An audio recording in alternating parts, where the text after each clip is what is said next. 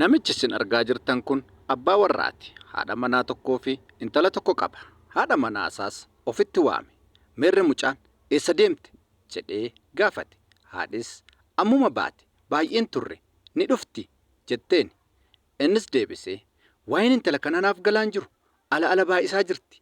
Bakkee baatee turaa jirti. Maalidha waa'een ishee kun jedhe.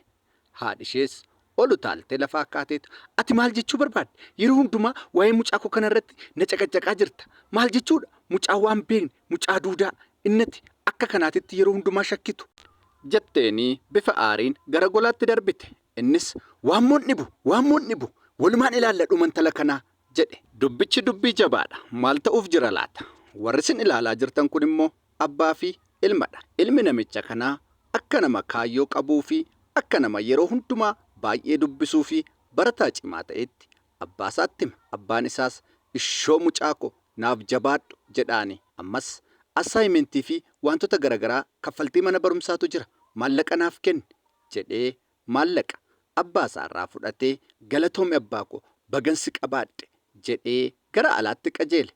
Abbaan isaas gaafa mucaan isaa ba'u ishoo yaa waaqsi haa galatu, mucaa amala qabu, mucaa barumsatti cimaa, mucaa kaayyoo isaarratti xiyyeeffatu naa laatte. Anis ilma koo kanaaf itti of hin qusadhu, waanan qabu kamillee ittan laadha jedhee ofitti haasa'e. Dhumni viidiyoo kanaa maal ta'a laata? Gaaffiidha. Egaa akkuma amala ishee intalli namicha kanaa babbareeddee ba'uuf jechaa jirti. Abbaan ishees kottu jedhee ofitti waame.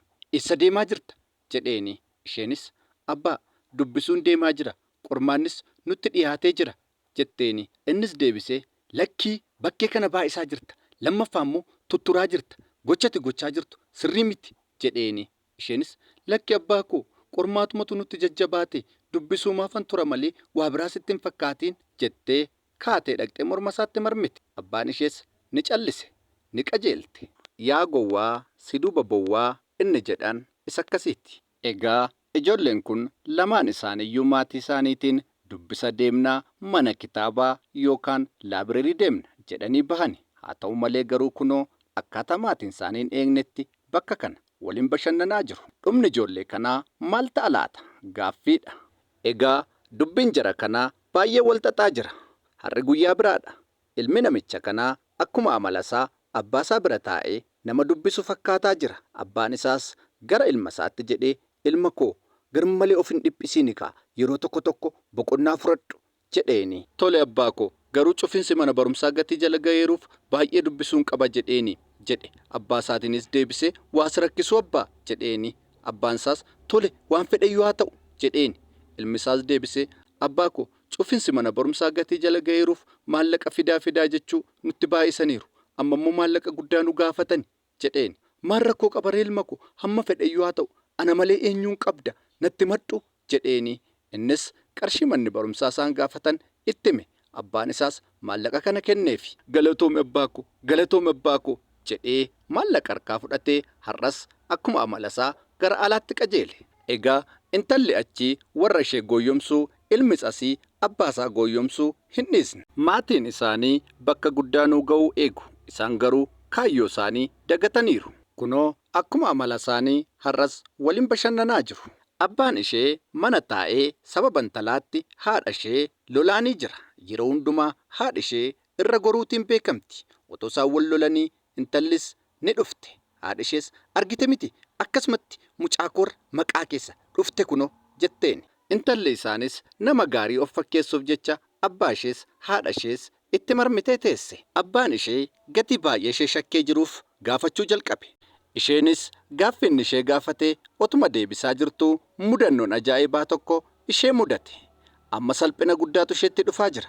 Abbaan ishees shakkiin isaa hamma malee dabalee jira. Argite miti maanni ta'aa jiru kun jedhee haadha ishee gaafate. Haati kunis yeroo hundumaa irra goruutiin beekamti gatii taateef nyaata gatii nyaanneef taati. Yeroo hundumaa mucaa koorraa daraa waan hin taaneen kaayin jettee otoo haasoftuu intalli deebitee dhufte. Mucaa koo maal taate nyaata nyaanne si dhukkube garaacha kee ta'uu danda'a. Qo'i dhaqee midhaan sii fida jettee gara golaatti darbite. Gaafa haadhi ishee biraa deemtu abbaan ishees maal taate maaltu si mudate jedhee mucaasaa gaafachuu jalqabe. Ammas yeroo lammaffaaf salphinni sun deebi'ee ishee mudate. Abbaan ishees isa lammaffaa kanarratti ol utaalee ka'ee uu jedhee hin iyye. Innan jedheen oolle, innan namarratti jibbeen oolle jedhee haadha isheetiin kottu gadi jedhee achi gadee ishee waame. Haadhis hin dhufte. Qophaa fiigdee dhuftaa? Intalas gadi waame intala kee jedhe. Haadhis intallis wal duukaa dhufanii bira taa'ani. An salphadheera, ani manan jira, maqaan koo ala jira. Intala nana maanni kan ta'aa jiru kun hin ulfooftee miti jedhee sagalee dheekkamsaan intala isaa gaafate. Haadhis yeroo sana ol utaaltee kaatee mataa qabatteetu maal ati garuu maal taateetta? Saafuun sodaattu mucaa daa akkamitti intala kootiin ulfa jetta jetteeni. Abbaanis ol utaaleetu qaba afaan kee waan beektuun qabdu ati jedheen. Intallis gidduu isaanii gorte. Haadhis aariitiin gara golaatti fiigdee darbite. Abbaanis intala nana dhugaa jiru natti ulfamoo ulfamiti jedhee gaafate. Intallis deebistee lakki abbaa kun gonkumayyuu ta'uu hin danda'u. Ani dhiira kan faanallee waliin beeku. Akkamitti ana mucaa kee akkatti na shakkitati garuu jetteeni. Tola egaa erga nan amantu ta'ee isaafis falli jira jedhee haadha ishee gadi waame. Gara dooktariittis bilbilee hatattamaan gara mana kookottu dhukkubsataan manaa qaba jedheeni. Akkuma inni bilbila cufeenis haadhi ol utaaltee kaateetu hin qaanoftuu xiqqoo ishee mucaa duudaa mucaa waan beekne shakkitee gaafa dooktarii gara manaatti waamtu ormi maal nuun jedha? Dooktariimti dhufuyyuu maal nuun jedha jetteeni.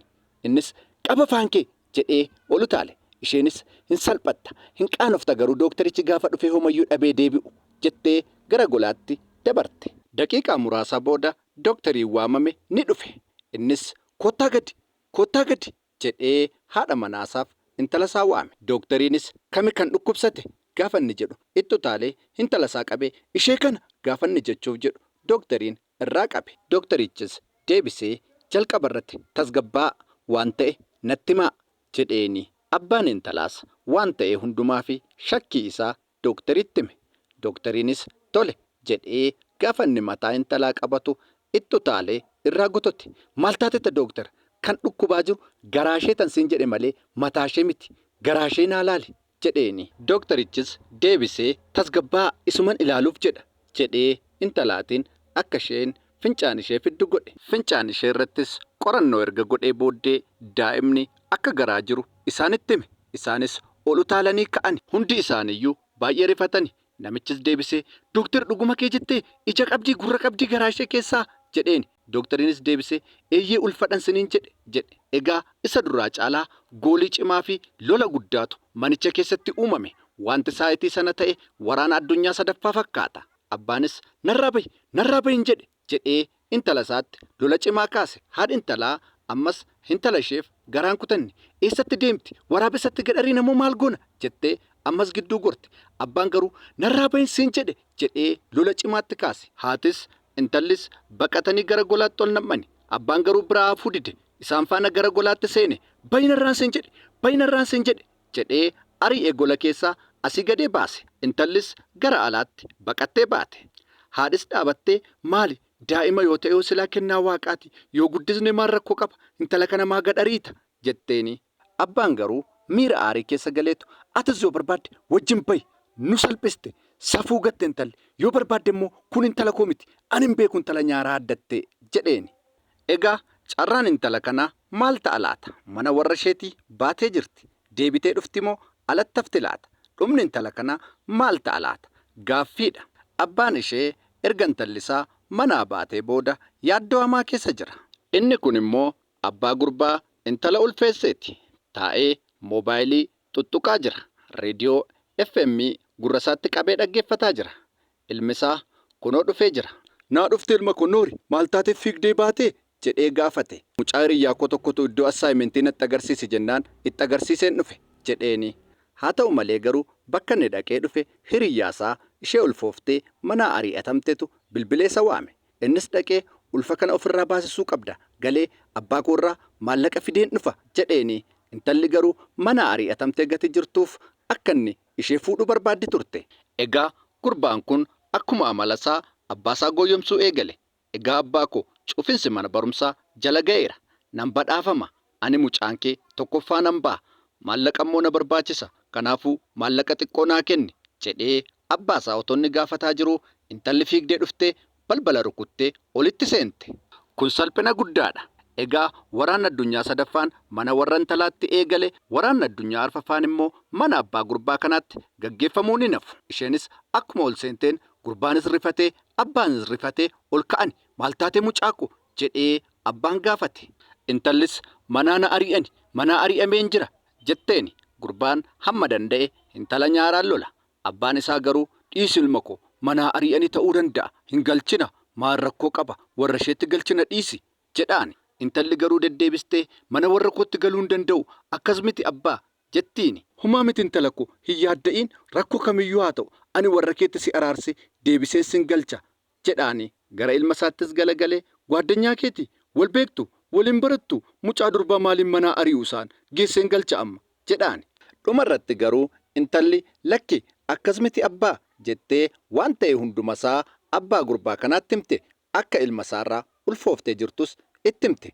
Abbaan isaas baay'ee gara ilma isaattis galagalee dhuguma ilma koo wanti ta'aa jiru kun jedheeni. Waaw abbaa lakki akkas miti anta sallee kanan goone jedheeni. Innis gara intalaatti galagalee deemasi maqaa mucaa koo balleessuu dhuftee jedhee intala gad darbate. Intallis abbaa akkas miti dhugaadha wannan soba ta'e na ulfeesseera mucaasaa garaa kootti baadheen jira jettee irra deddeebitee itti himte. Inni garuu mucaasaa waan baay'ee jaallatuu fi waan amanuuf baay'inarraa mucaan koo tasallee kanan godhu jedhee intala doorsise. Intalli garuu itti iyyitee marra deddeebitee nuti hiriyyaa waggaa meeqaati jettee itti himte. Innis ilma isaatiin kana gooteetta miti jedhee gaafanni gaafatu ilmi isaa sossodaachaa dubbachuu dadhabe. Egaa waraanni addunyaa marsaa sadaffaan mana warra intalaatti jalqabe, waraanni addunyaa marsaa arfaffaan mana abbaa gurbaattis babal'ate itti fufee jira. Abbaan gurbaas baanarra lamaan keessaniyyuu sinin beeku wal fudhadhaa baa iddoo maxxakkas wal gootan dhaqaa jedhee lamaan isaanii gad ari'e. Gara manaattis ol deebi'ee wayyoo nan salphadhe safuu Oromoo cabe aadaa Oromootu cabe haadha malee itti dadhabee guddiseen kaayyoosaa galmaannaa gaadheen ani wajjin rakkadha.